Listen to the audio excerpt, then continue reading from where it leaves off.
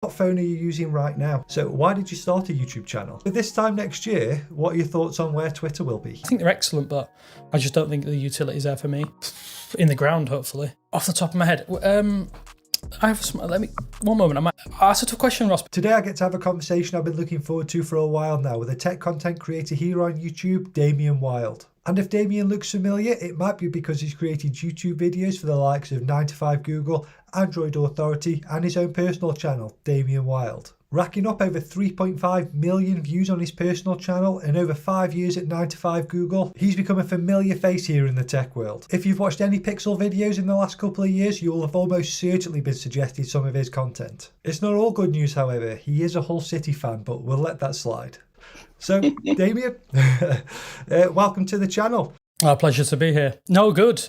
I've kind of had a transition that you kind of alluded to there in your little intro, that I've gone from publishing and been delving into Pixel content, and now I do little bits of everything else. And so that's kind of a strange experience for me. You mentioned my personal channel. I have let it slide a little bit over the last few months because I've had that little bit of a transition into a new role at Android Authority, and it's hard balancing that. And I think maybe sometimes you go through a bit of a funk. I'm sure, like yourself, you go through phases where you want to upload every day and you can't do it. And sometimes I'm like, I can't really be bothered. And I've neglected my channel a little bit, but apart from that, all good. Weather's not great, but what can you say? Yeah, I think it's the same everywhere at the moment as well. Yeah, true. So for those that don't know, do you want to give us a quick overview of what you're doing at Android Authority at the moment? So if people don't know me, I'll give you a little bit of a longer summary than what you just gave 2 minutes ago. So basically, I worked in tech for a long time. I was a computer science student at university in my early 20s. I did data analysis for a long time. And then when I was at university, I worked, I'm not sure if many of your viewers will be aware, if they have any interest in UK football, you'll have heard of Opta. I worked what was a precursor to Opta.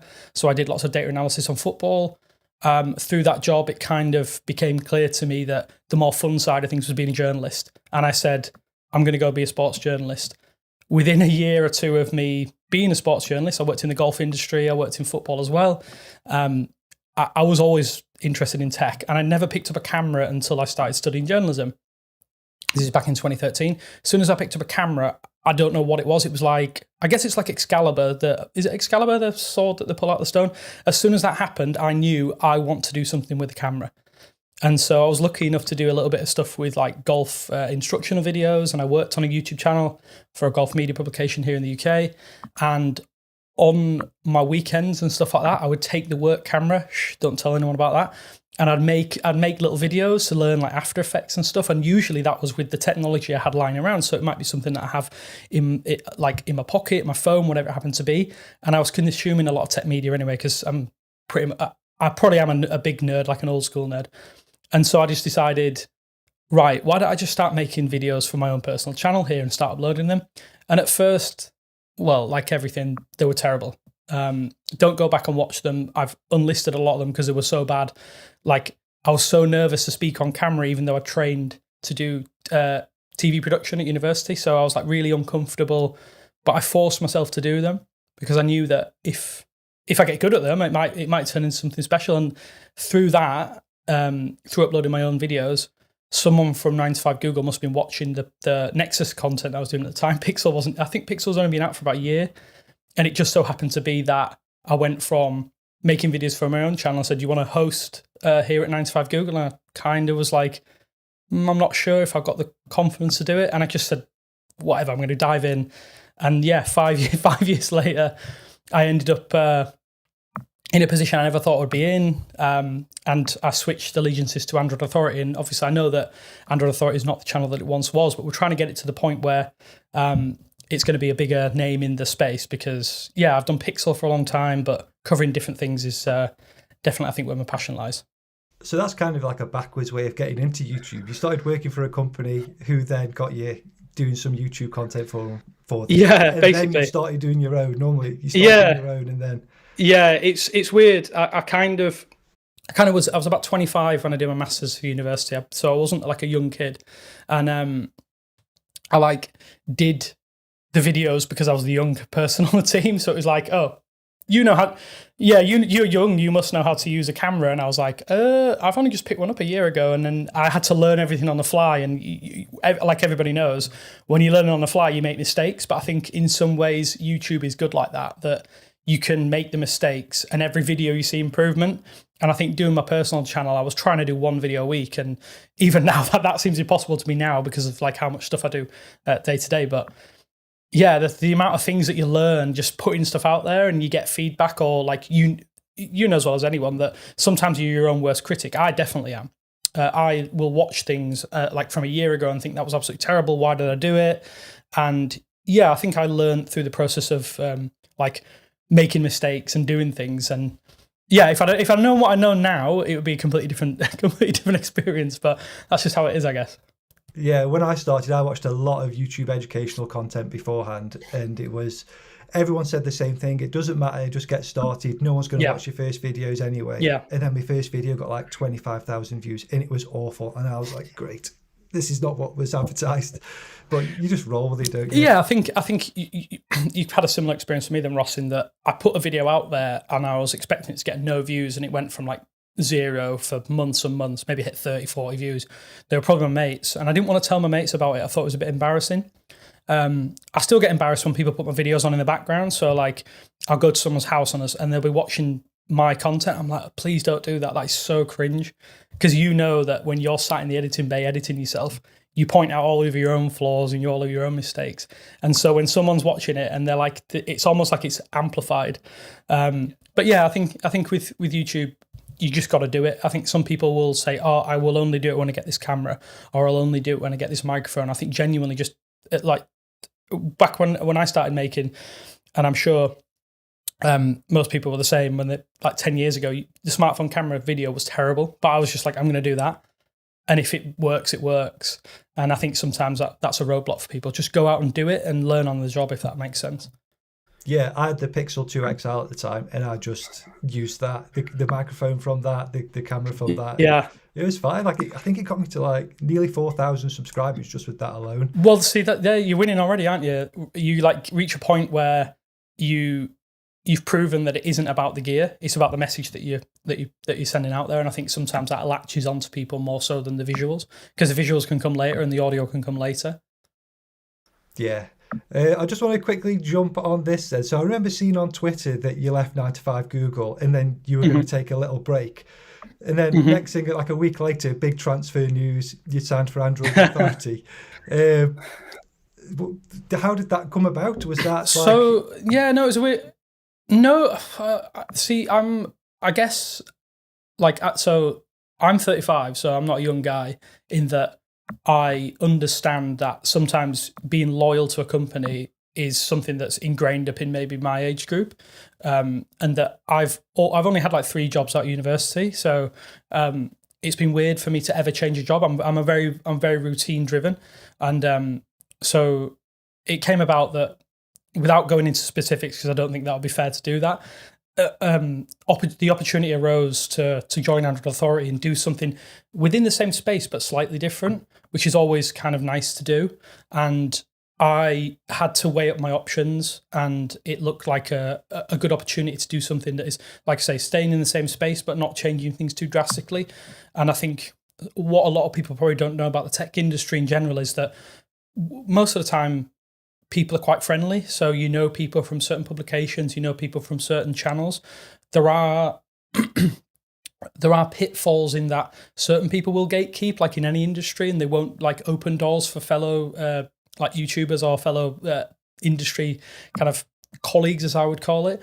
And I found that there was a good vibe. I think I'd done good work at 9 to 5 Google, kind of like taking it from 0 to where it is now. And I handed the reins over to Jordan, who I think is doing an excellent job. I love his content, and I was involved in the process of getting him on the channel.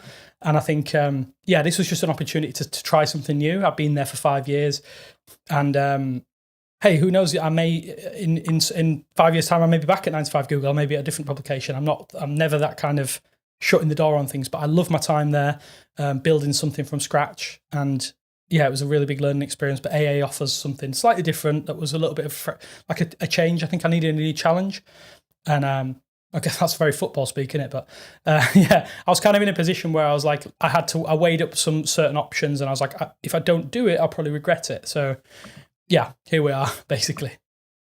Around that time then, when all this was going on, did you ever think about just going all in on your own channel to see what you could do, putting 100% of your energy into it?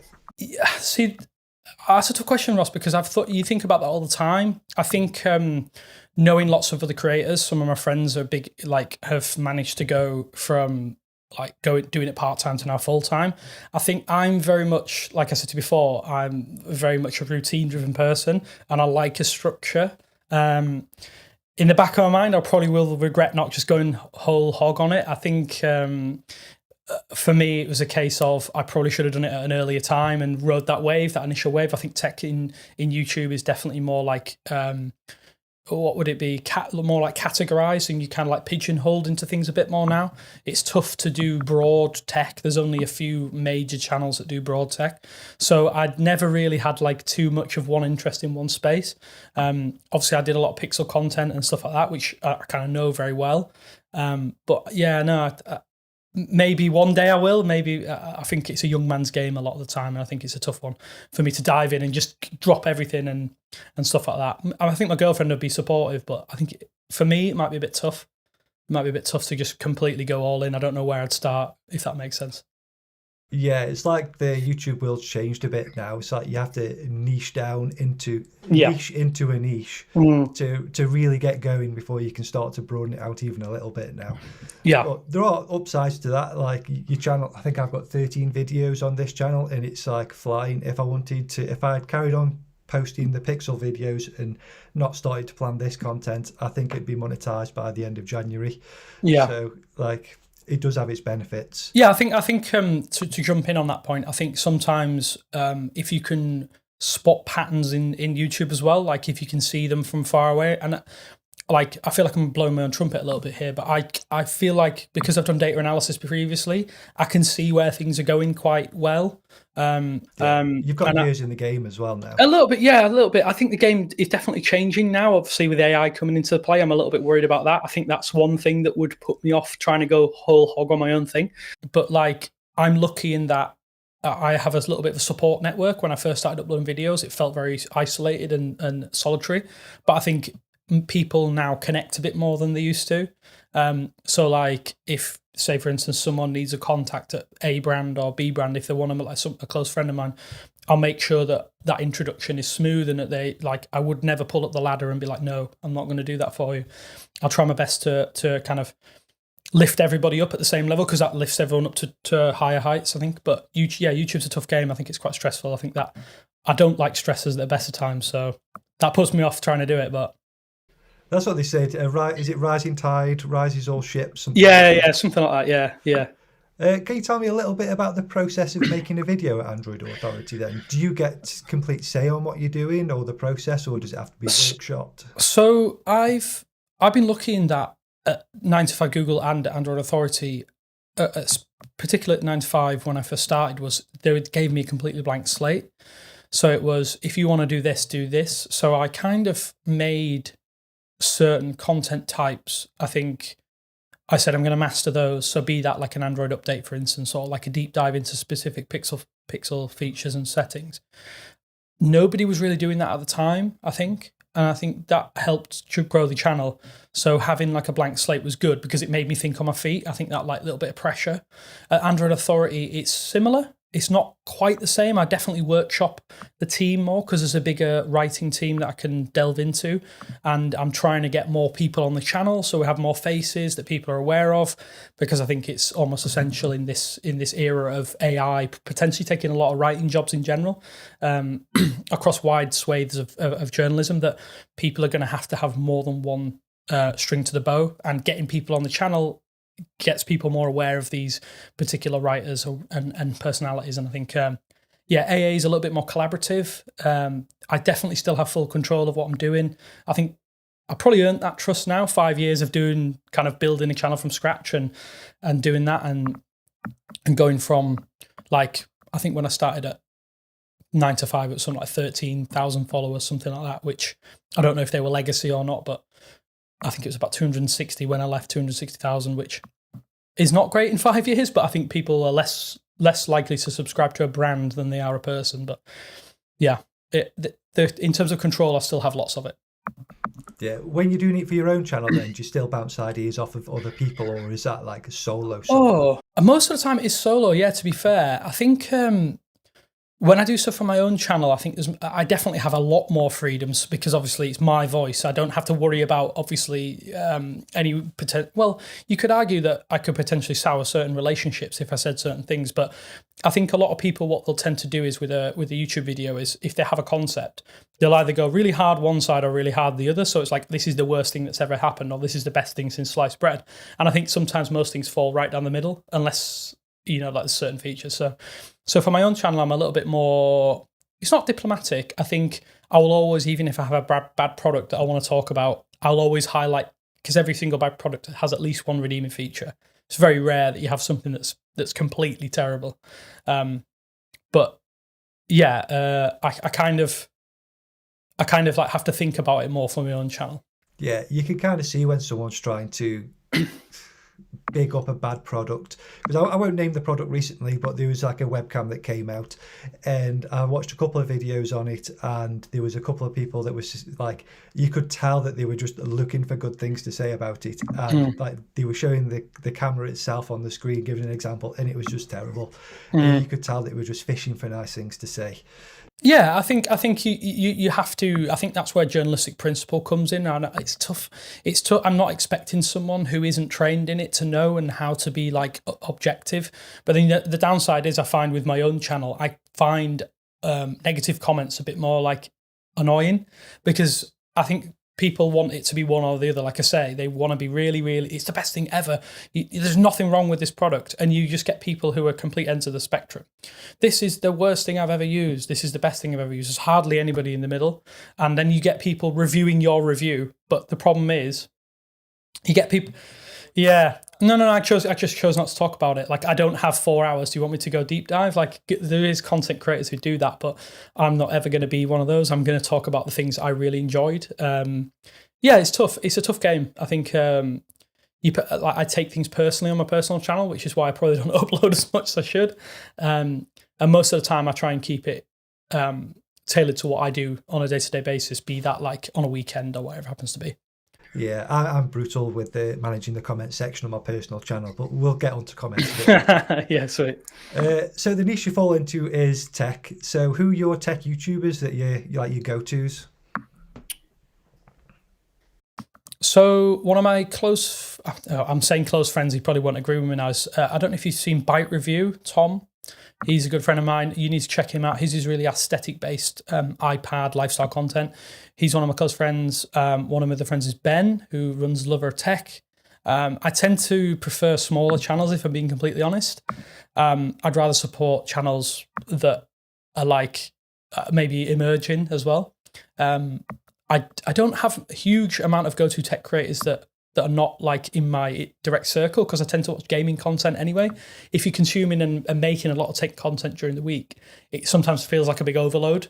But I'll definitely tune into like some of my pals, and for the rest of the time, I'm just watching like gaming, lifestyle, that kind of stuff. I really love EDC, Everyday Carry. I don't know why I'm obsessed with it. I don't know why I need a camping knife, but every time I see a camping knife, I'm like, oh yeah, I'd love one of them. Do you know what I mean? Like, it's weird. I'm obsessed with Everyday Carry videos. I've ended up with one. Yeah, I do. I have an unboxing knife, but I don't actually know where that is. And I saw a video on that from a guy. Weirdly, a guy who, he must live near my parents, because I've seen him a few times kicking around, and I can't remember his name.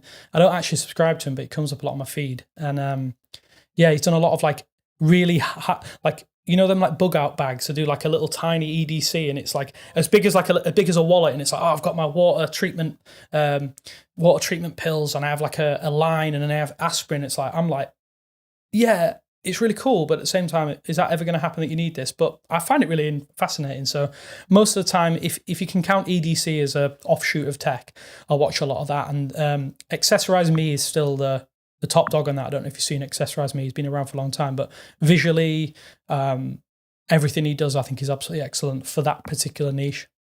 Yeah. Have you ever actually like approached someone that you've recognised from YouTube? because this happened to me a couple of days ago where I was sitting in a coffee shop and I recognised the guy sitting like at the other side. I thought, do I go up to him? I thought, no, I won't go say hello or anything. But have you been in that situation? And I mean, I go to a lot of events, so you see some of the big YouTubers. So the only person I haven't seen in person is MKBHD. A lot of the other guys you'll see at events, but I just kind of like, at the end of the day, these people are normal people. You're only, I think a big thing is parasocial relationships. So effectively you're watching them through the screen and you know them more than they will ever know you. But I think in this industry, I speak to people who are kind of, I know from particular brands and publications. So you could say, yeah. If I saw someone on the street, I probably wouldn't approach them, no. I kind of treat it like celebrity and footballers, because I've had a bad experience meeting one player for Hull City when I was at university, and I shouldn't have done that. I went up to him and it was a bit awkward. So after that, I was like, no, I'll just leave people be, because most of the time people just want to enjoy, like in that instance with you, Ross, that he'd probably just want to sit and drink his coffee and not have someone come up. But I think some people like an ego stroke. I'm not that bothered, to be honest. I'm not that bothered. I've had like the opposite situation, which was really weird. So this was before I even started posting YouTube videos. So I knew a Stoke player come into a shop that I was working in at the time, and he said hello. We had a bit of a conversation, just quite a nice chat. And then I saw him on a night out once, and he came up to me and started chatting to me. Oh, let's see, that's good, isn't it? And I told him like, I couldn't get the day. It's when Stoke were in the FA Cup final against Man City. And I said, I haven't been able to get the time off work. And he came into me work the next day and gave me 2 tickets to the final. And because of that, obviously, they gave me the weekend off. That's incredible. So you see, that's probably where like treating someone like a normal person is always good. I think in this era, like people on YouTube are modern day celebrities, aren't they? Like they're viewed more than normal TV stars. So yeah, I kind of just leave people to it, really. This is going to sound really, really like a knobhead thing to be fair, but there's not many people in the tech space that I'm like, oh my God, I have to go meet them. There's probably no one like that. I'll probably say hello and that's it, really, to be honest. I never fanboy over anyone, because I just, again, like I'm doing my own thing. I'm like, my head's down. I'm doing what I need to do. Yeah, I think if I ever saw someone that I was really like, like fanboying over, I'd literally just be like, hey, like your video, see you later. Just leave it at that. So when it comes to products, what's been the sort of standout product that you've made a video on in your career so far? Across everything? The one that's changed my life the most is one I've never even made a video on. It's what I bought. So I've used a lot of camera gear. I'm a big Panasonic person. I've used Panasonic from day one. And for me, the biggest upgrades I've used, I don't have them to hand, was, and I applaud anyone who does YouTube at all, even if you have a flippy screen on your smartphone, get yourself an external monitor. That is the single greatest product I've ever bought for anything. Genuinely changed my working day. And then on top of that, get yourself, if you use a shotgun microphone, get yourself one of those adapters that goes on the top of your thing, so you can just have your feed straight into your camera, so you don't have to record your audio separately. Those two things, I will go to bat for them every day. They are incredible. But in terms of like things I've reviewed, that is a tough one. Probably it's going to sound really crappy. I'm sorry, it's not a smartphone. I think it's Gimme Horizon 4K Pro 4K projector. It's not a monitor, it's a projector. I reviewed 2 of those. First one failed. Second one arrived, and I use it every single day. I don't have a TV in my bedroom, I have a projector now. That's how good it is. I've been desperate to get a projector. We've got like a big blank wall that's just begging for one. Yeah, honestly, it was a game changer, because instead of having I have a LG C1 here that you can see in the background. I have a LG C1 downstairs, and while the picture's incredible, it's not as big as having a big cinema screen on your wall. I cannot fault them. I think it's the best product I've probably ever owned in terms of like technology. But before that, if you want me to go smartphones, no, I'm not. If that's your favourite, that's my favourite. But I'll throw in a smartphone for good measure. I think the Pixel 4a was my favourite smartphone, probably of the last 5 years. That's got to be one of the most common comments I get on this channel. Like, when are you going to review the 4a? And it's just like, if you see behind me, it's literally I can see. You need to get one. I think it's incredible. I think the size, everything about it I was so impressed. I had to import it from the US, unfortunately, because of the delay in launching it here in the UK. But it's still one of the best decisions I think ever made for a smartphone. Yeah, I was listening to the Waveform podcast not too long ago, and one of the guys on there was literally still using it. It must have been a couple of months ago, and then they upgraded to like the Zen phone or something like that. So, do you know what your best performing video is on your personal channel? Off the top of my head, I have let me 1 moment. I might have a smartphone to go check it with.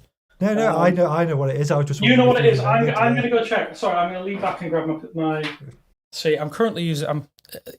For people who know me for pixel content, I'm actually using the iPhone 15 Pro Max at the moment. So, alongside the 8 Pro, which is on charge somewhere in my office, I need to see this for my own benefit. I think it will be.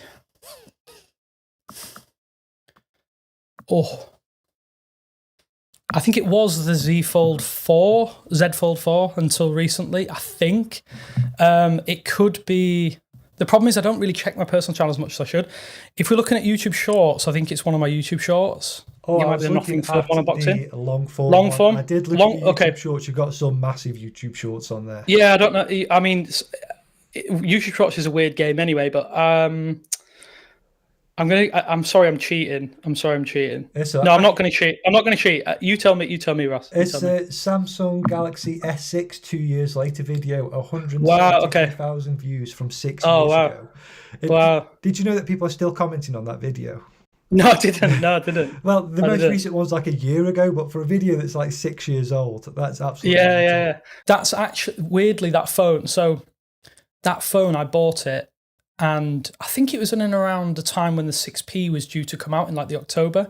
So I bought the phone. I'll just jump in. That is your second most viewed long form. Is it? Okay, well, yeah. Is it the 6P 3 years later? I think it is. Yeah, that's the one. Yeah, oh God, the visuals on that are horrendous. Please don't watch that. The Galaxy S6, sorry, I think I actually gave that to my mother. My mum, I think. Like, yeah, because I wanted the 6P. And I don't know why I got the S6. Someone told me to get the S6. It was great, but I remember having to give her my 6P and to borrow the S6 for that video. And obviously this is, everybody knows when you first start creating videos and you don't have access to things and you don't want to spend a fortune on phones every now and again and not doing that silly, we'll keep the 14-day return period trick. We won't talk about that. But yeah, it was difficult because I had like a window of about 4 or 5 days. And I was trying to remember what it was like the first 2 months I had it. So yeah, it was a strange one. But I do love those long-term looks. I think not enough people are doing them on YouTube. I think it's its own niche within tech because there's always going to be someone who wants to buy a second-hand device or a third-hand device or a used one, whatever it happens to be. And I think I'm all about, I want to be more about sustainability and stuff like that. And it's a big part of my life anyway because I am like predominantly vegan and stuff as well since lockdown. I made a huge change where I was like, I want more recycled products. I don't want to use things for a short period of time. And those videos probably were the start of that, for the start of me changing my opinion on things. Yeah, we've made that change as well. So my partner, she is vegan. She's been vegan for ages and we're both vegan in the house. And same. I sometimes have all dairy every now and again, but not. It fucks me up anyway. So sorry, excuse my French. No, it's fine. But yeah, when I'm not at home, I just eat whatever. But I think I'm getting better. I need to like make more of an effort for the change. Cheese is the hard one. Yeah.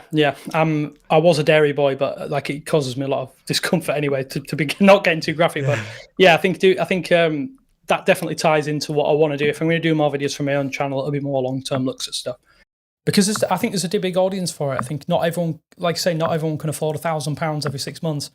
And I think this is probably one of the ties back into the question you asked me before, is that with creators on the space, I think this is not being disrespectful, but a lot of the bigger creators are so far away from a general consumer that you end up with this massive disparity where people are talking about a new phone every 6 weeks.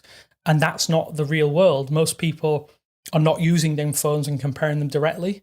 So yeah, I prefer like a long-term look at something because hardly anyone pre-orders a device apart from the hardest of hardcore elite fans, really.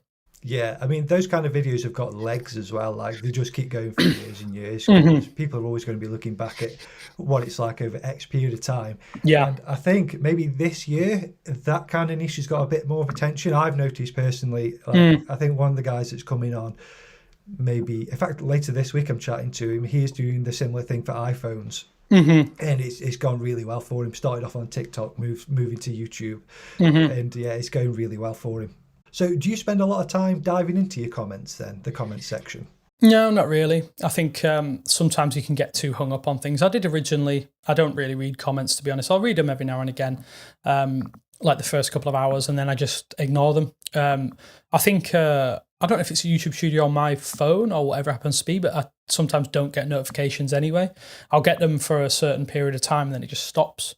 I think sometimes you can get hung up on comments, and it's not good for your mental health, I think, sometimes, because I think people, like I say, they can be very, very negative for no reason, and they at the same time, it's a lot of it can be negative comments because they don't have the capabilities to make their own videos. Like, most YouTube viewers can be I'm trying to be political here, not as smart as they think they are. I think you get a lot of know-it-alls. You get a lot of actually people, like reply guys. And I've found that if I don't fixate on them, I feel better. So I think for most people, yeah, there's a certain level of constructive criticism. But for the most part, as long as you're not doing things that are like dodgy, if that makes sense, then I don't worry about comments. I think sometimes I'll answer questions. If it's a question, I don't mind those. They're quite good. If someone says, oh, did this do this? I'll be like, yeah, I'll answer a question. But a lot of the time people just want a reaction from you. And yeah, they can be dickheads, to be quite honest. Yeah, I find myself diving into the comments quite a lot, but I feel like I've got a good relationship with it now where I can just, anyone that's been a knob, like, I love the tools that YouTube give you. The idea that you can just block someone and they have no idea that their comment will never show up again. Shadow banning people is probably the best way, I think. Yeah, it's really satisfying. Yeah, I think you can very easily fall into a big toxic trap of comments. I think if you allow certain toxic commenters to just keep commenting and putting disrespectful things, yeah, I think in my early days when I made YouTube videos, I did a lot of keyboard content, which I still like, but I don't think there's as much legs in it as there used to be. You would have someone who would critique one aspect of the entire video and just would fixate on it. And because obviously it's a very, very nerdy subject area, keyboards. It's not as niche, it's not as broad as smartphones, and people would just be ridiculous, like putting absolutely ridiculous comments. And I usually would reply saying, well, make your own video, because most of the time these people don't have the skills or the capability or even the confidence to do it. So yeah, people can tear each other down in comment sections, and I just don't get involved with it. Yeah, I feel like for a company YouTube channel, you can sort of take that kind of stance of you reply to a couple of the good comments and leave the rest. But when it's a personal channel, you kind of have to like maintain the comment section so other people can enjoy it. Yeah, 100%. I think a lot of the times I do get positive stuff, to be fair. The positive stuff far outweighs the negative. I think sometimes you get the odd one or two and then they start getting into a weird thing of like mentioning things like, I remember one time it sounds ridiculous. I did a video and I got sunburn. So as you can imagine, I got to put sunburn all over my head. So sadly, when I went out for this day to the seaside, I managed to catch the sun quite badly. So I was very, very red and very burnt. And obviously having a vast majority of my scalp exposed means I'm going to have flaky skin. And I tried everything, but I had to record a video, and someone's saying, oh, what's wrong with his face? I'm like, it's sunburn. Like, you can see it's sunburn. Like, it's not, I've not intentionally decided to have a skin condition for a video. And even if somebody does, why are you mentioning it? I think, yeah, some commenters just, it's ruthless for the sake of being just like idiots, dickheads, really. Yeah, like the first videos that I made were like faceless videos where you could just see my hands, and I thought, no one's going to be able to take the mick out of how I look. And then one of the first comments was taking the mick out of my voice. I was like, well, sod this, I'm just going to be on camera. Yeah, I think going to that though, I do think that a lot of people should like get on camera more. If I'm being completely honest, I'm not a huge fan of like just a B-roll channel. Don't like them. I think I don't build a connection. There's some big channels out there who do never go on camera, which is, if people want to watch that, fair enough. I don't want to watch that. I think from a creative perspective, if you can get on camera and have the confidence to do it, it actually saves you a lot of time as well. So yeah, get on camera. People will say things, but at the end of the day, they don't have the confidence to do it themselves. Yeah, there's a bit of a glass ceiling as well for like nameless, faceless channels. Whereas if you can build a personal connection, it sort of gives you that headroom to sort of keep growing. Yeah, definitely. I think brands want to see your face as well, so which is always a good thing.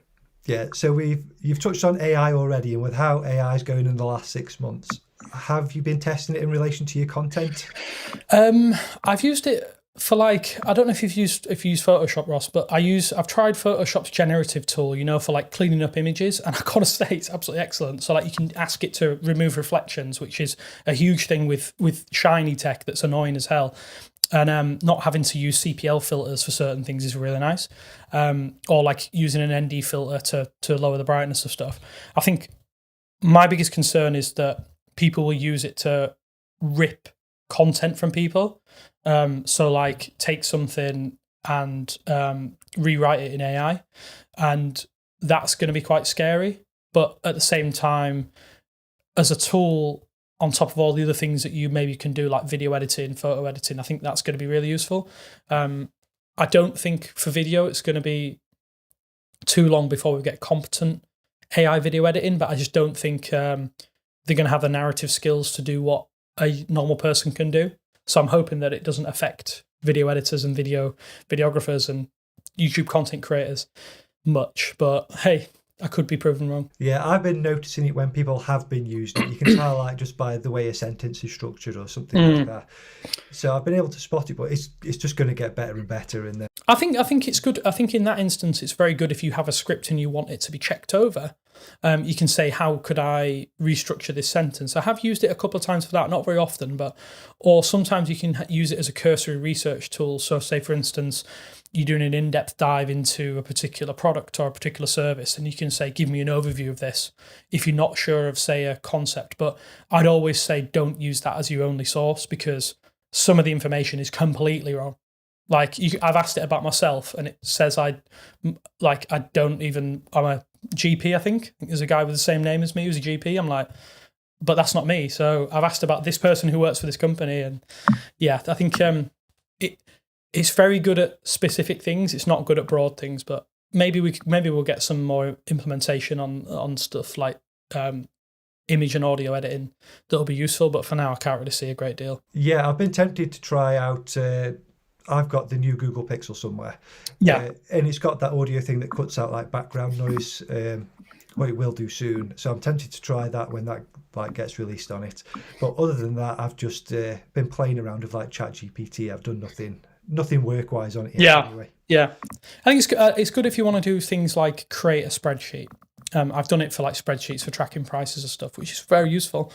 But sometimes it doesn't work, so I'm like a bit annoying. So yeah, I have tried to use it work-wise, but I've not been able to get it to work yet. It will save me a lot of time if I can get it to like build rotors for me and stuff. Yeah, 100%. So now we know a little bit about what you're up to, and we're going to move on to like this new section. The section I'm going to call Ask 10, which is like a working title. It's going to be 10 questions about tech, 10 questions about YouTube. Don't count the questions because there's probably be a couple more. There's some follow-up questions. And we've already touched on some of these anyway, but I'm just going to go through them anyway. So we'll start with the tech ones. What phone are you using right now? So I'm in between two. So I think earlier in the video I have the iPhone 15 Pro Max. I whacked myself in the head. That's my personal. I've never used an iPhone this long before since the iPhone 4, so it's quite a big deal for me. And I don't have it on hand because it's on charge, I think, kind of over this way, is the Pixel 8 Pro. And I have that in the blue, is it bay color? So yeah, that's my backup SIMs in there currently, but my main SIM is actually in the iPhone because a lot of the people I know in the US iMessage me, which I absolutely despise, but it's the only way they can get hold of me through my main number. Because if I switch it, they start sending text messages, it's a disaster. So yeah, that's my current double setup, but I may switch out the Pixel 8 Pro to the S23 Ultra again, because I think the S23 Ultra is just... I don't think I've ever been so obsessed with the phone for a long time. Yeah, I've been dual phoning for a little bit, and I've only recently just gone to a single phone, which is the Pixel 8. I got that in the Hazel. Before that, I had the iPhone 12 mini. It's like my second phone, just because it was easier to like. I had it with me so I could film the phone that I was using and stuff. Yeah. I miss small phones. I wish there was like another tiny phone that I could just pick up. You don't think the Pixel 8 is small enough? I think the Pixel 8 is almost perfect size. I did have it on the desk a moment ago, but I don't know what I've done with it. It is small. It's a nice size, but it's top heavy, I've found. So that's true. Yeah, that's true. It keeps trying to want to fall out. I actually bought my missus the Pixel 6. Okay. And she hates the size of it, so she's gone back to the Pixel 5. Okay. So, yeah, that was a waste of money. There we go. So, which one is next? Which phone are you most looking forward to next year?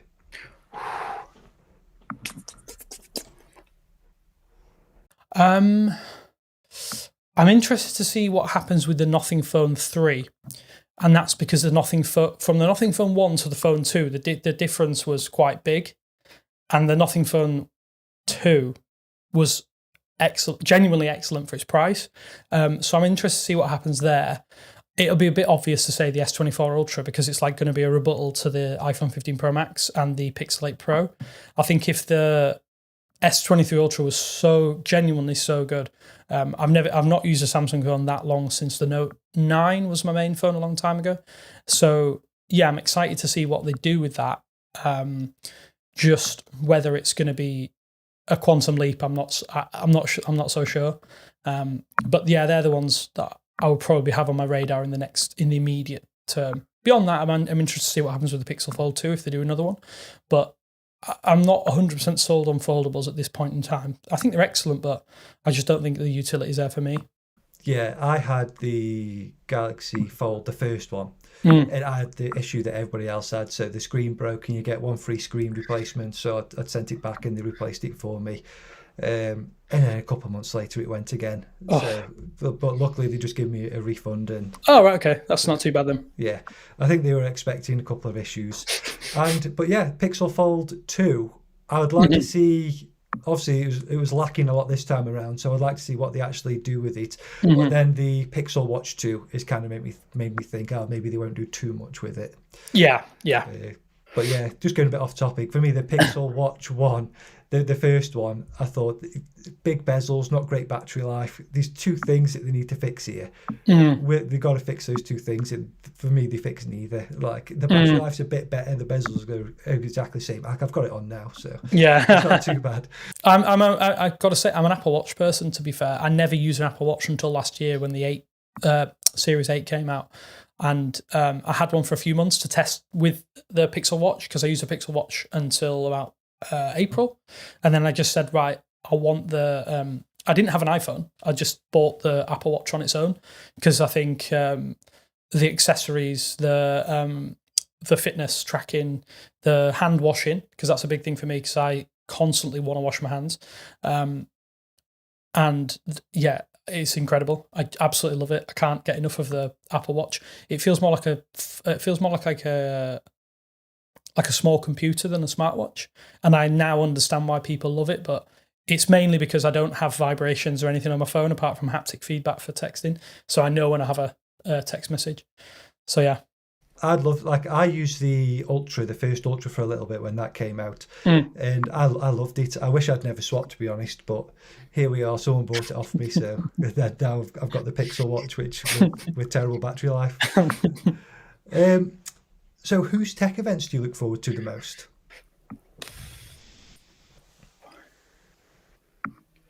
I don't know, actually. I'm not a huge fan of tech events, if I'm being completely honest. It's just more of the same. It's more of one brand trying to steal a bit of the limelight. I think you can do everything in a live stream now. I think people go overboard about Apple's keynotes. I'm like, they're all the same. They're all cringe. They're all cringy, I think. I don't mind Google's in that they try their best to show things in a real world situation. But if I didn't see another keynote for any tech brand, I genuinely wouldn't be bothered, being completely honest. And that's no disrespect to the people who are involved in them, but sometimes they just try and sell things in the most ridiculous way possible. And I think especially some of the brands that tout numbers, I'm like, nobody cares about numbers. Like, I don't care about numbers because it doesn't affect me on a day-to-day basis. If they're over a certain level, like, I think we reached peak smartphone a long time ago. So most of the time, I'm not bothered about it. keynotes, full stop, tech events. I feel like they've started to spend a lot of time on things that people don't care about. Yeah. They do want to show everything that it can do, and people don't care. They just want the main points, and then send them off to the reviewers. If they want to know more, they'll dig into it. So, is there a product that Google hasn't made that you want to see them make? I mean, there's obviously rumors of them making their own version of an AirTag. But even before, like a couple of years ago, I have an old iPhone 11 kicking around, or maybe it's an iPhone 10, I can't remember which one it is. I bought a lot of AirTags because I knew that they're so ubiquitous. Like there's so many iPhones everywhere around the world that if I put an AirTag in my bag and I travel somewhere, someone's going to find it. I think I used Tile once before, but the problem is everyone has to have that Tile app on their phone to track it. So if Google can make their own version of that and then have it baked into Android and have like universal tracking on every device, which it sounds like they're trying to do, I think that might be a bit of a game changer. Because I would have a few of those, and I think I have 8 AirTags, which is a lot for like all my luggage and stuff and camera gear, but they're invaluable to be able to track things in real time through an airport. So if Google does that, I think that might be the most valuable to me. Beyond that, I'd love to see another version of the Chromecast, but more powerful. Because I have the Chromecast powered on behind me. It sometimes is a little bit laggy. Not very often, because I only just run it with YouTube and maybe Amazon Prime Video. But for the most part, I'd like to see a powerful, like a proper Android TV box that kind of does everything. But with Stadia gone, I can't see that ever happening again. You can't see it now, but I've got 3 Stadia controllers just on. Yeah. Make sure you update those to Bluetooth if you haven't done already. You've got a couple of weeks, so yeah. Did it straight away. But yeah, I've got every TV in my house has got the a Chromecast in. And I've like for me, YouTube, Netflix, Disney Plus, like it's perfect for that. Especially when they were just giving them out for free with Stadia. So yeah, true. One thing that I'm hoping for is like a Google Flip. You know, like a small fold. Yeah, maybe that we could. Yeah, I think there might be something in the works. That is the rumors of something. I've not really been as in tune with the news of the last couple of weeks, but I'm pretty sure there's some rumours of one. Something like that would be kind of cool. Yeah, there is rumours, very quiet rumours. They seem to have sort of died off a little bit. I don't know if they're just focusing on the main fold for a little bit to get that to a certain level. But yeah, that'd be great because it'd be nice to have like a small form factor phone again. Yeah, definitely. Is there anything that Apple hasn't made that you'd like to see them make?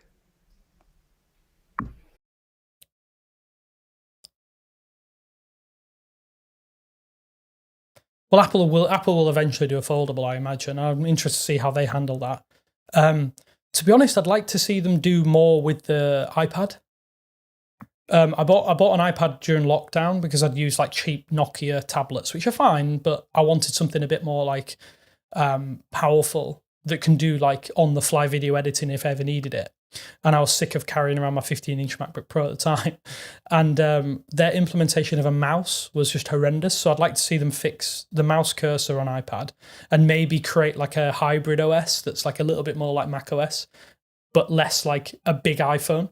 So I'd like to see them do something with the iPad to kind of go flexible with that. I imagine that if they do a foldable, it just will be the iPad. It'll just be the iPad, but not really.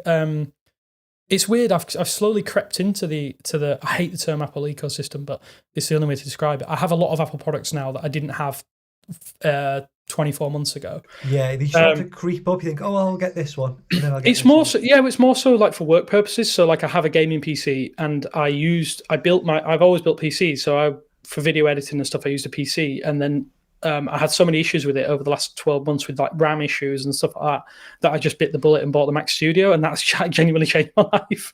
And then the new N series MacBooks are just small and the battery lasts forever. And if you're on the road, like at events that I don't always like going to, you have all of that power in such a small package. So there's not really anything, apart from I want to see what they do with the foldable, but I want to see them actually fix iPad OS and make something in the middle that bridges a gap between Mac OS and make it useful for like pros. Because at the minute the implementation seems half-assed. So yeah, that's a crappy answer. It's like make iPad better. Yeah, no, I got an iPad and the Magic Keyboard thinking I would love it if this could be my all-in-one content Hmm. creation device. But every time you try and go like a little bit out of the usual thing, like no, you can't do that. Yeah. No, you can't download this thing. No, you can't use No. that thing that plugs into it. So yeah, I've got the this is an M1 MacBook Pro. Okay. And it's doing great. Like I can't Yeah, I believe think I've I have got the this. same one. I have the same 14-inch one. Yeah, Yeah, I just went for the base model because because obviously COVID changed the way people go to events. I don't need more than that. My timelines are pretty flat for the most part, and I edit all of my personal videos on that anyway. So yeah, I've only had it a year and a bit, but it's been excellent. but yeah, for me, a product that I'd like to see him do, maybe just a camera, like a dedicated Yeah, camera. yeah. I can't see them ever doing that, to be honest. I think they'll make the iPhone a camera of its own, but yeah, it'd be pretty cool to see. I think they're trying to go down the Hasselblad style of things. I think they'd do something like a medium format camera if they would do it. So Yeah, personally, I watched the last event and they were all using that Blackmagic Mm. app, so I might give that a try, see if I can get anything out of that. So, in regards to your phone, are you team case, skin, or caseless? with review units, I'm a little bit more like risky. Will sometimes have the phone without a case, but I like to have one because if something cracks, it looks crap on camera. Touch wood, I've only ever broken 2 review units in 5 years, probably had about 400, 500. So I think that's a pretty good record. But I always have to have a screen protector on. I can't stand micro scratches on the display. I think that comes from having phones before, and screen protectors weren't a thing, were they, when the first smartphones came out? So you'd end up with a big gouge down the screen and you just got to live with it. But for my personal, I am case with a screen protector. That's a Pitaka case. I'm trying to get it in focus, but it doesn't want to do it. So yeah, I've already dropped it a couple of times, so it saved me some damages. So yeah, I am team case. Skins, they're too finicky. I used to love putting D-brand skins on my old phones, but for the most part, it's just so much hassle. Yeah, I would love to be team skins, but I've got a case on this one. Like, Yeah. the dream is to just have a skin on your phone and not worry about it. But I feel like if I dropped it, or it doesn't cover the corners quite right, I'm going to get something. Yeah. Yeah, so There's a lot of good skins out there. I think some of the clip-on style Pitaka and I think Later Case do one as well. yeah, they're getting what I've got now. Yeah, they're getting a lot better. I think I've used some of I think there's one from a company called Phoenix, which is like literally like a piece of paper on your phone. And I used them for years, but the downside is that one drop, it cracks the case in 2, so you can't use the case again. And they're quite expensive for what they are. So yeah, that's mainly what I want: scratch protection, keep the phone like so. I'm on the table because I very rarely drop a phone. I don't think I've ever dropped a phone actually. Oh, now you're going to drop one tomorrow. So so this time next year, what are your thoughts on where Twitter will be? In the ground, hopefully. I detest it. It's awful now. I think I barely use it. Notifications don't work. Search doesn't work. My biggest problem is I don't use Twitter much for my own benefit. I use it for football. I use it for football because there's Threads is just nowhere near there. There's no fan accounts hardly. I don't support a big club, so getting information and stuff, it's just not happening. I think Twitter's going to be that place for a long time, but I think probably will hang around for that, but I'm not sure. It's amazing to think it was my most used social media by a country mile. I would interact with all of my mates who I go to events and stuff with. Now I barely even open it. It's not even on my home screen anymore, so I think that says how it speaks volumes from my perspective as someone who used it for a couple of hours a day. Yeah, I didn't. I actually deleted it off my phone, and then I realised that I needed it for work, so I've actually put it back on. But yeah, I think it's a very, very slow decline now. So I don't think you'll notice any difference between what it's like now and in a year's time. But I'd say between now and 5 years' time, you'll be thinking, this is falling off a cliff. Yeah, I think the paying for verification thing's really annoying because I sound really butthurt now, but I was verified before. So being verified before had a lot of in terms of useful perks for if I reached out to a company, they knew it was me. If I had someone, because I had a few issues where people were impersonating me for a while, trying to get contacts and trying to get free devices and stuff. So being the verified person on the platform was great. In that I could quickly have like issues like that squashed and not be an issue. But now it's like I just flat out ignore it. I get lots of really delayed notifications. So like I'll get a notification on desktop, but like it'll be 2 hours later on my phone. I'm like, something's not right. But yeah. And I don't know if you're aware, actually, I got locked out in October. Yeah, I got locked out in October. This is just the day that Elon Musk took over and sacked everyone. My account was hacked. I don't know how they got past my 2-factor authentication, and my website was hacked as well. So someone had targeted me on purpose, and because my account at the time was linked to my web address account, this person had access to basically my email, so they could just fully impersonate me. Luckily, I managed to get hold of someone internally at Twitter to sort it out for me, but it took like 4 months, and it was taken over again like 5 or 6 times by some Saudi loan company. So yeah, 2-factor didn't work at the time, but I've now got it like triple authenticated if I can. I'm not paying for any more, but Google Authenticator will be safe enough, I think. Let's talk gear then. So what are you using to create YouTube videos at the moment? Talking lights, camera, what you're editing on. Okay, so I edit predominantly on M1, I think it's M1 Max Studio, base level 32 gig of RAM, 2 terabyte hard drive, upgraded the GPU. I have a Mac Studio display that I bought in July because I had a crappy BenQ 4K display and I didn't want to give Apple my money, but one of my fellow creator people convinced me to get it. So I have the one with the adjustable stand, so it's an extra 300 quid just to raise it. But it is genuinely an excellent panel. I'm going to go in depth. So I use Keychron K1 currently. I have another keyboard that I don't use. It's iQnix L88, I think it is, or L80. That's my gaming keyboard. MX Master 3. Can't be a creator unless you use this.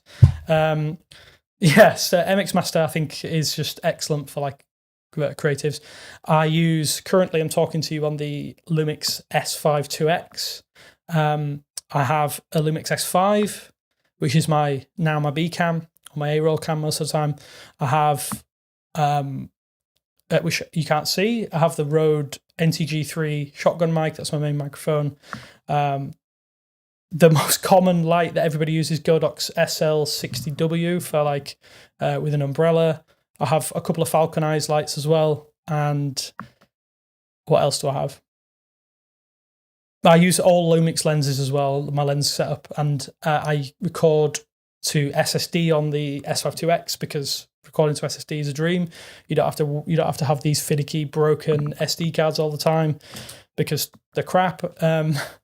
And yeah, I have lots of other things. I have like stuff that I don't use, like sliders and things like that. But for the most part, I just keep it simple with the 2 cameras.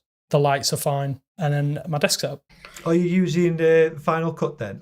Oh, sorry. Yeah, I'm a Premiere Pro editor. I've been a Premiere Pro editor since I was at university. That's what I learned on, and I've tried Final Cut. I just don't like magnetic timeline. I was speaking about this the other day. I want to switch to DaVinci Resolve.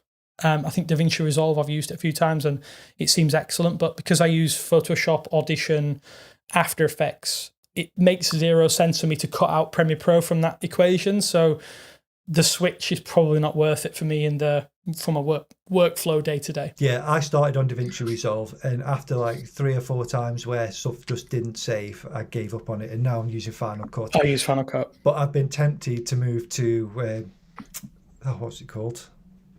The one that you're using now. Oh, Premiere Pro. Oh yeah, Premiere Pro. Yeah, I think Premiere Pro is good in that if you want a complete control over every aspect of your timeline, it's very good for that. I think if you're happy with magnetic timelines and the way that Apple does things, I think it's very much iMovie plus to me, and I used to use iMovie way back in the day.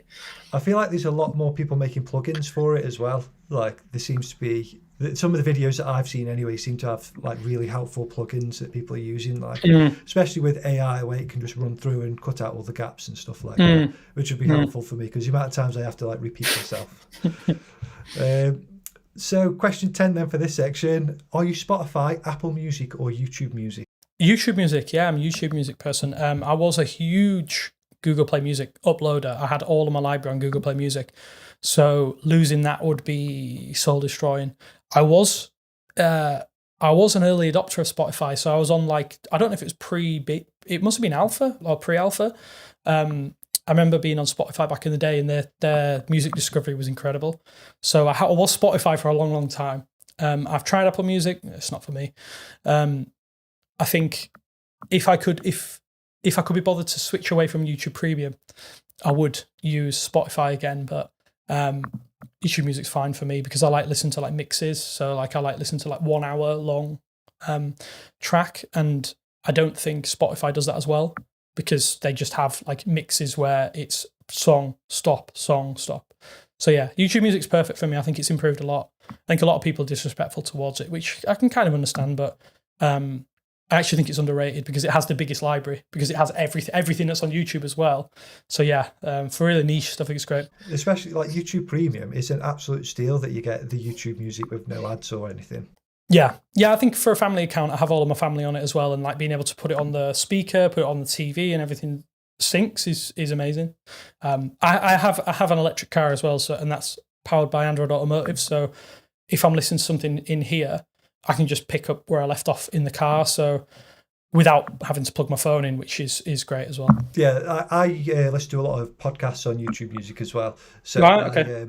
As soon as I get in the car, picks up where I've left off, and then just jumps onto the next podcast from the same person. It's fantastic. Sweet. I'm definitely a Pocket Cast for podcasts. I will refuse to use anything else. I won't use Spotify for podcasts.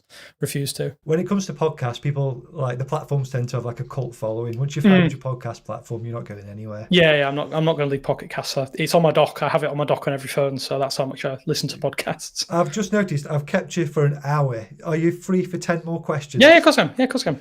Cool. So the only thing I'm worried about is if, in case you hear my dog barking and we've got to go to FedEx. But yeah, no, it's fine. Absolutely fine. That's fine. So this is the YouTube section. Mm-hmm. So out of creating thumbnails, a title, or filming, which do you spend the most time on?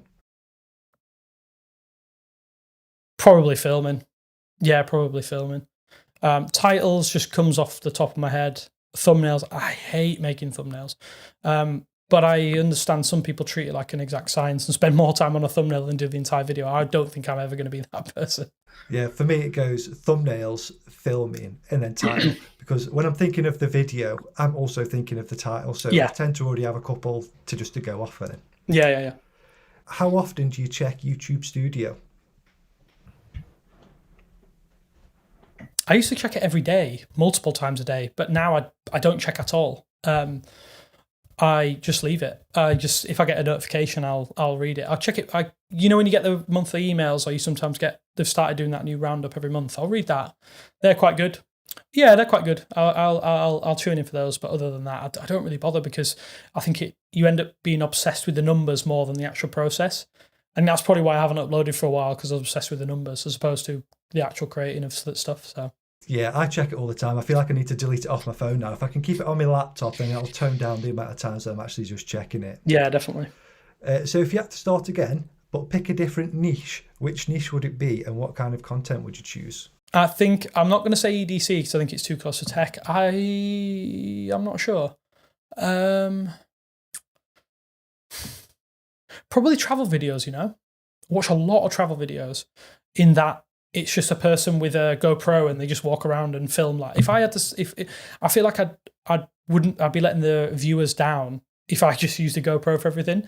Because GoPro, you can tell that someone's using a GoPro because that really weird, overblown, saturated colors and like that wide angle view. But yeah, I'd probably do that. I think that sounds incredible, going to like resorts and stuff. Where I live now, there's loads of them. You see them about all the time. Yeah. They seem like they're having a great time. It just seems more of a relaxed way of filming, but I bet it's super stressful.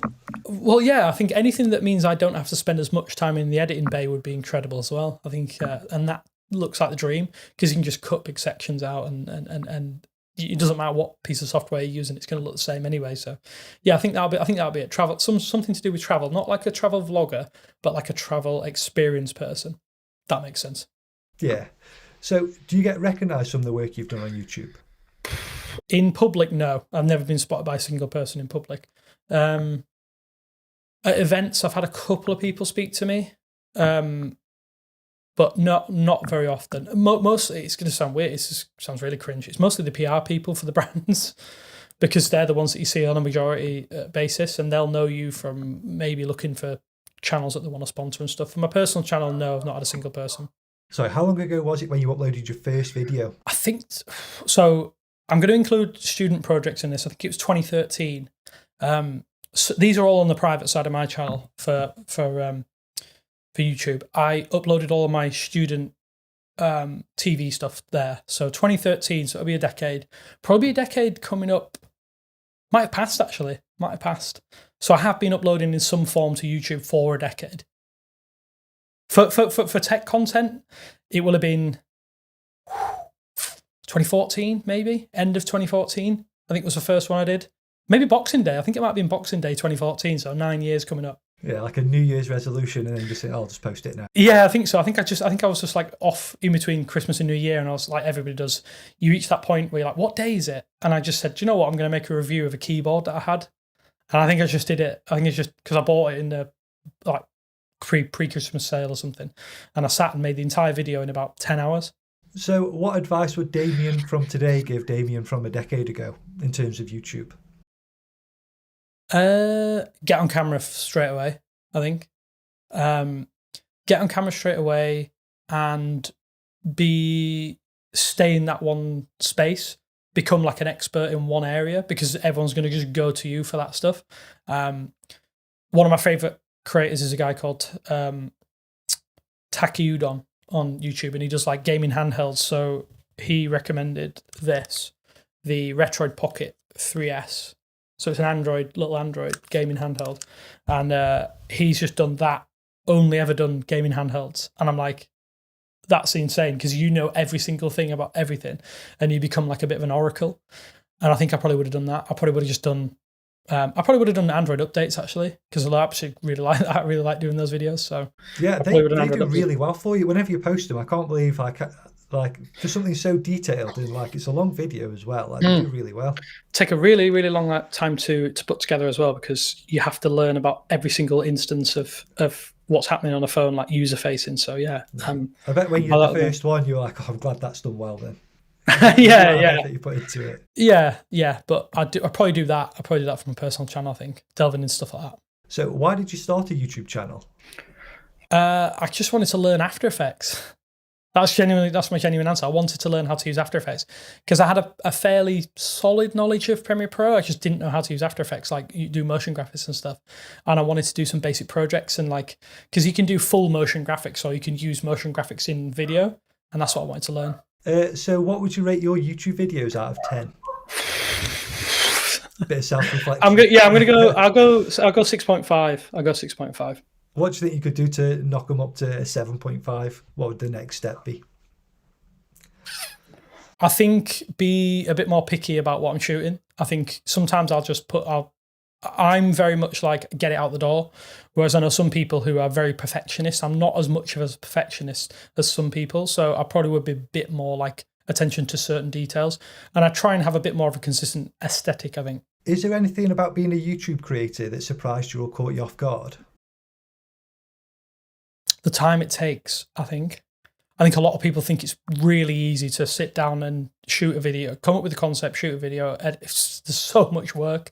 The amount of time that you spend doing things is insane. And then I'm not even including things like you might have an issue with the render. Render doesn't work, or you upload it and there's a problem with it, or it doesn't pass copyright, or whatever it happens to be, because there was a clip that you used and it had music in it that you didn't notice. Like all of the little tiny things. Yeah.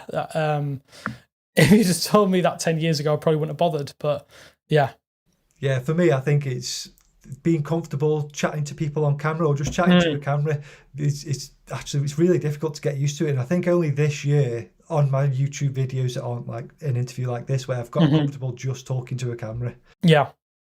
It's very different to talking to a camera. I think, that's a good point you raised, because I think sometimes when I first started getting on camera, I was nervous because I'm like, I have to do this in one take. Well, you don't. Like, that's the magic of editing. I think I now will spend, like, I can do things a lot quicker than I used to because I have the skills. But I think you can if you need to sit there for an hour and record, just sit there for an hour. Yeah, you can cut it out if you've still. Of course, you can. Yeah, of course, you can. Nobody sees all the outtakes. So I wouldn't worry about it too much. And getting stressed out, like getting nervous on camera is pretty common. But I think after time, you just get so used to it. You're like, who cares? Yeah, sometimes I wonder what my missus thinks when she's been saying the same sentence like three times, but a different way. But yeah, you get used to it. Have you set yourself any goals for the next 12 months? Not really. I'm not really a goal setter because the amount of times I've done that and not done it, I feel so deflated. Same with New Year's resolutions. I'm like, oh, if I'm going to make a resolution, I'll start today. Does that make sense? Like I've said to you before, I need to upload to my own personal channel, but I know that if I keep saying, yeah, I will do in a few weeks, I won't do it. So I just got to do it now. I'll have to write something down and do it. So maybe I'll look into just doing that, like on a whim, I'll upload something, because it's not, obviously my main job is YouTube anyway. So I don't feel the need to do as much for my personal channel, but yeah, it's not like you're missing out on flexing your creative muscles or something like that. Well, yeah, I guess it's a little bit different for an individual because I'm not representing a brand, so maybe I'll do it a bit more. Maybe I'll try some different stuff, but yeah, no resolutions and no like goals, I don't think. No, well, that was question 10. So thank you very much. Like, I really appreciate you making time for this. No problem. If people wanted to find out more about you, where could they find you? You can find me on. You might not find me on Twitter, but you'll see my account there. You can find me on social media. If you just search Damien Wilde in Google, pretty sure my accounts are on there anyway. I have older stuff on 9 to 5 Google. There's more recent stuff on Android Authority, and you can find me across those. Is there any projects on Android Authority you want to shout out that you've got coming up? Nothing that I'm allowed to share, but there is some stuff coming up that I really want to delve into that I think might be of interest to people who have got a really deep interest in technology. I don't know when those are going to get finalised or when production will be done on those, but yeah, I think stay tuned. It's very different from what I was doing at 9 to 5, but there's still some similarities here and there. No, that's brilliant. I'll link everything below. And before I let you go, is there any other creators from the UK you think I should get on? I definitely try and get hold of my friend Tom. Tom's Bike Review is BYTE Bike Review. He's good. I don't know if you're aware of my friend Ben, Lover of Tech. He's one of the few black creatives in the UK who's doing really well. I think he's one of the few people posting on Threads at the moment as well. Yeah. Ben's very active across all social media. So yeah, he's a really, really good, really cool guy. I love Ben's pieces. Probably one of my best mates. So yeah, definitely try and speak to those two. No, I'm interested to see who you get on and hearing from voices that you wouldn't be aware of. I'd also say Mark Ellis as well. I don't know if you're aware of Mark Ellis. Mark Ellis is I've met him recently and got on like a house on fire with him, and he's really, really intriguing character because he does this full time. So yeah, definitely take a look at those two. Got a whole list there then. So, no, again, thank you very much. Not a problem at all. I think we'll call it there then.